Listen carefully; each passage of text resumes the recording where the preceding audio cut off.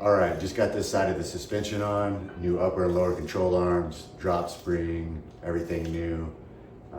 I still need to get the other side done, then I can get all this stuff torqued down to specs and get my sway bar on, tie rod, all that. While I'm doing that, let me tell you about this truck and why it is where it is and what my plans are with it. Okay, so this is my 1949 Chevy 3100. It's been setting for the past year or so because I decided to redo some stuff on it, the suspension for one, the wiring, and a couple other little odds and ends. Now, I guess the overall goal with this truck is to get it running again and get it sold.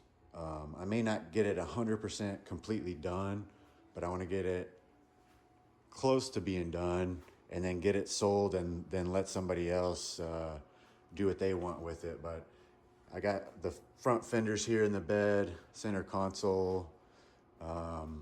Yeah, I just need to get this thing going again and want to get it sold. It's on a S10 chassis.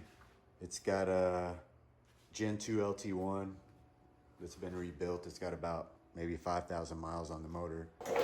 All right, man, well, that's gonna wrap it up here. I'm gonna finish up this other side of the suspension here and I will catch you next time. I'll be posting every Saturday.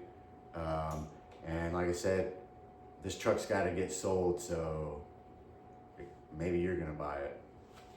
I'll see you on the next one.